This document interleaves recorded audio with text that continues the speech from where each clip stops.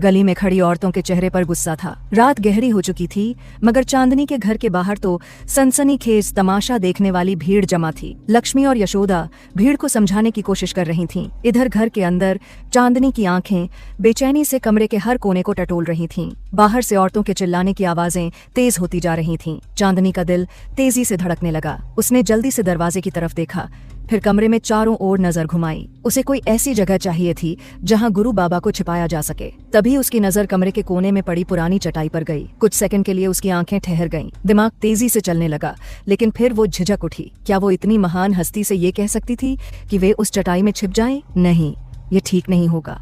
उसने एक बार गुरु बाबा की तरफ देखा। उनका चेहरा गंभीर था, उनकी आंखों में एक अजीब सा सुकून था, लेकिन चांदनी को लगा कि वो उनसे ये कह सकती है। उसके हाथ हल्के से उठे, जैसे वो चटाई की तरफ इशारा कर रहे हो, मगर उसके मुंह से शब्द नहीं निकले। वह बस खड़ी रह गई। चांदनी के मन में उथल पुथल मची थी। गुरु बाबा ने उसकी आंखों की हलचल को भांप लिया। उनकी गहरी आंखों में हल्की सी मुस्कान उभरी, मानो उन्होंने चांदनी की उलझन को पढ़ लिया हो। बिना कुछ कहे, बिना कोई सवाल किए, वे खुद ही आगे बढ़े और कोने में रखी चटाई की तरफ चले गए। चांदनी की सांस अटक गई। गुरु बाबा, उसने हल्की आवाज में कहा, मगर उससे आगे कुछ बोलने की हिम्मत नहीं जुटा पाई। गुरु बाबा बिना रुके आगे बढ़े। उन्होंने चटाई को उठाया, उसे अच्छे से देखा, फिर बिना किसी हड़बड़ी के उसे खुद पर लपेट लिया। चांदनी की आंखें हैरानी से फैल गईं।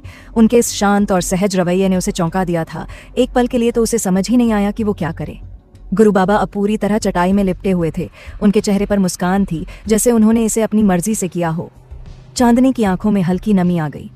वो कुछ कह नहीं पा रही थी, लेकिन मन में एक सम्मान की भावना उमड़ पड़ी। तभी अचानक दरवाजे पर से नंदा की कर्कश आवाज उभरी, खोल दरवाजा चांदनी। बाहर के शोर से उसका ध्यान टूटा तो चांदनी की सांसें तेज हो गईं। इधर अपने भारी जिस्म को संभालते हुए नंदा दरवाजे के बिल्कुल पास आ चुकी थी। हमसे बच नहीं सकती तू, देख लिया हमने, कोई आदमी तेरे घर में घुसा है, सब कुछ अपनी आंखों से देखा है हमने, पीछे से किसी और औरत ने जोड़ा। चांदनी ने अपनी सूखी होंठों को दांतों के नीचे दबा लिया। उसकी नजर कोने में पड़ी बांस की पुरानी चटाई पर गई, जहाँ कुछ ही पल पहले गुरु बाबा खुद को लपेट चुके थे। अगर तेरे घर में कोई नहीं छुपा तो दरवाजा खोलने में क्या दिक्कत है? हाँ, खोल दरवाजा। भीड़ का गुस्सा और बढ़ गया। चांदनी के सिर पर पसीने की बूंदें छलक आईं। उसने एक लंबी सांस ली, खुद को संभाला और धीरे से दरवाजा खोल दिया। दरवाजा खुलते ही नंदा चाची और बाकी औरतें भीतर घुसने को उतावली हो गईं। कौन है अंदर? नंदा चाची की भारी आवाज गरजी। चांदनी ने घबराते हुए कहा, कोई नहीं चाची। झूठ मत बोल, नंदा चाची ने चीख कर कहा। मैंने खुद अपनी आंखों से देखा है, एक मर्द अंदर घुसा था। बता, कहाँ छुपाया है अपने आशिक को? भीड़ से किसी ने तंज कसा। कमरे में एक अजीब सा सन्नाटा छा गया। चांदनी का चेहरा एकदम सफेद पड़ गया, जैसे किसी ने उसकी सारी ताकत छीन ली हो। उसके गाल पर आंसू लुढ़क कर नीचे गिर रहे थे, लेकिन उसकी जुबान बंद थी। वो चुपचाप खड़ी थी, बिल्कुल बेबस। नंदा चाची की आंखों में नफरत थी और वो होठों से आग उगल रही थीं। उन्होंने दांत भींचे और गालियां देते हुए चांदनी की तरफ बढ़ीं। बोल कमीनी, इतनी शरीफ मत बन, सब पता है मुझे, तू वैसी ही निकली जैसा सब कहते हैं। उन्होंने जैसे ही चांदनी के गाल पर थप्पड़ मारने के लिए हाथ उठाया, अचानक एक भारी आवाज गूंजी, रुक जा नंदा। सब चौंक गए। ये लक्ष्मी की आवाज थी। भीड़ में हलचल मच गई। कुछ औरतें कानाफूसी करने लगीं। लक्ष्मी और यशोदा दोनों घर के अंदर आ चुकी थीं। लक्ष्मी के चेहरे पर नाराजगी साफ नजर आ रही थी और लक्ष्मी ने झट से नंदा का हाथ पकड़ लिया, जो अभी अभी चांदनी पर उठने वाला था। नंदा चाची चौंक गईं। उन्होंने घूर कर लक्ष्मी को देखा, मगर लक्ष्मी की आंखों में सख्त नाराजगी झलक रही थी। क्या कर रही हो? लक्ष्मी की आवाज गुस्से से कांप रही थी। हटो लक्ष्मी, ये औरत हमारे गांव की इज्जत पर दाग लगा रही है, नंदा चीखी। यशोदा ने अपनी तीखी नजरें नंदा चाची पर जमा दी और गहरे आवाज में बोली, अब तो घर के अंदर घुस ही चुकी हो नंदा, देख लो घर में कोई है या नहीं, लेकिन हाथ उठाने की मत सोचना। सिर्फ तुम्हारी उम्र का लिहाज कर रही हूं, वरना। यशोदा की आवाज में एक कड़वाहट थी और ये सुनकर भीड़ में खड़ी औरतें असमंजस में पड़ गईं। नंदा चाची की अकड़ कुछ देर के लिए ढीली पड़ी, लेकिन गुस्से से बड़बड़ाती रहीं। उन्होंने हाथ झटक कर लक्ष्मी की पकड़ से छुड़ाया और दांत पीसते हुए बोली, बड़ी आई दोनों की दोनों मुझे रोकने वाली। चलो बहनों, ढूंढो, इन दोनों को दिखाना है इसने अपने आशिक को कहाँ छुपाया है। ढूंढो पूरे घर में, उन्होंने आदेश दिया। औरतें अंदर दाखिल हुईं तो चांदनी घबराई नजरों से हर उस हाथ को देख रही थी जो उसके सामान को इधर उधर कर रहे थे। चल बता, कहाँ छिपाया है अपने आशिक को?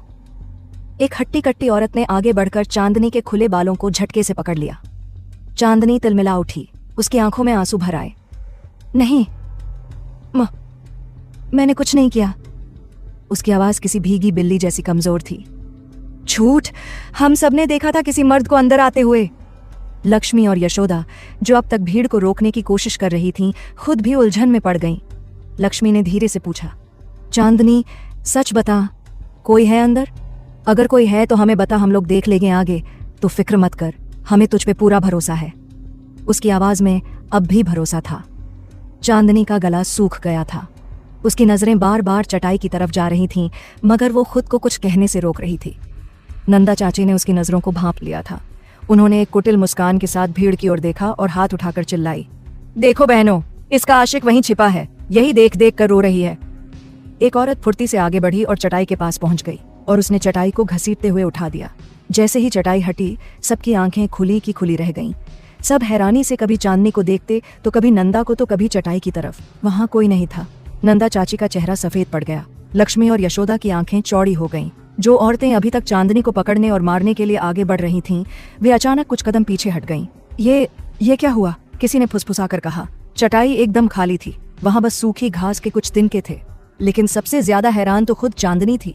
चांदनी ये देखकर खुद को हैरान होने से रोक ही नहीं पाई। गुरु बाबा कहाँ गए? उसने मन ही मन सोचा। सारी औरतें अब एक दूसरे को देखने लगीं। नंदा चाची के माथे पर पसीना छलक आया था।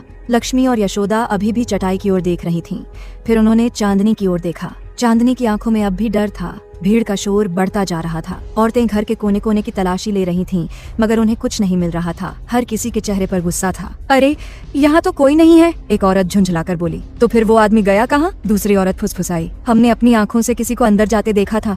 झूठ तो नहीं बोलेंगी हम? तीसरी औरत ने जोर देकर कहा। नंदा चाची, जो अब तक सबसे आगे थीं, अपनी साड़ी कमर में खोसते हुए गुस्से से फुफकारते हुए बोली, मैं पहले ही कह रही थी, ये औरत बहुत चालाक है। देखना, कोई तंत्र मंत्र ना कर रखा हो इसने। भीड़ में खड़ी एक औरत ने डर से कहा। हाय, कहीं सच में कोई माया जाल तो नहीं फैला दिया इसने? यह सुनकर कुछ औरतें डर गईं। लक्ष्मी ने आगे बढ़कर कटाक्ष किया। वाह रे चाची, जब आदमी मिला नहीं तो अब इसे डायन कहोगी? यशोदा ने सिर हिलाया और व्यंग्य से कहा, अगली बार शायद इसे राक्षसी भी कह दो, ताकि तुम्हारी बातों में और तड़का लग जाए। भीड़ में से एक बुजुर्ग औरत बोली, अरे, लेकिन सच तो ये भी है कि हमने किसी को अंदर जाते देखा था। फिर वो आदमी कहाँ गया? तारामासी, आपने देखा था? यशोदा ने बुजुर्ग औरत से पूछा। अच्छा, अगर कोई नहीं था तो फिर चांदनी इतनी डरी हुई क्यों है? बुजुर्ग औरत ने कहा। अब सबकी नजरें चांदनी पर टिक गईं। चांदनी कांप रही थी। उसकी सांसें तेज चल रही थीं और उसके होंठों पर हल्की थरथराहट थी। उसने अपनी बाहें खुद में लपेट लीं, मानो खुद को ही सहारा दे रही हो। मैं सच कह रही हूँ, यहाँ कोई नहीं था। उसकी आवाज टूट रही थी। नंदा चाची उसकी घबराहट देख और भड़क गईं। उन्होंने झपटकर उसकी कलाई पकड़ ली और कसकर झकझोरा। झूठ मत बोल छोरी, सच सच बता, कहाँ छुपा रखा है? छोड़ो मुझे। चांदनी की आंखों में आंसू आ गए। लक्ष्मी ने तुरंत आगे बढ़कर नंदा चाची का हाथ झटक दिया। बस करो चाची, अब बहुत हो गया। यशोदा ने आंखें तरेर कर कहा, अगर यहाँ कोई आदमी नहीं मिला तो इसका मतलब ये नहीं कि तुम इसे मारने लगो, और यहाँ कोई नहीं है इसका मतलब, नंदा, अब अगर तुमने मुंह से चांदनी के खिलाफ गलत बात निकाली तो याद रखना, तुम्हें इसका बहुत अफसोस होगा। यशोदा के ऐसे तेवर देखकर भीड़ में कुछ औरतें हिचकिचाने लगीं। मुझे लगता है अब आप लोगों को चले जाना चाहिए, बहुत देर हो चुकी है, लक्ष्मी ने धीरे से कहा। शायद हमने कुछ गलत समझ लिया। दूसरी औरत ने सिर हिलाया। नंदा चाची ने आंखें घुमाई और चांदनी को घूरते हुए बोली, आज तो बच गई, मगर याद रखना, इस गांव में अब तुझे चैन नहीं मिलेगा। यशोदा ने जोर से हंसते हुए कहा। हाँ। अरे चाची, शायद तुमने मेरी बात नहीं सुनी। निकलो यहाँ से और अपनी आंखें ठीक से साफ कर लेना, नहीं तो फिर से किसी को किसी और के घर में जाते देख लोगी।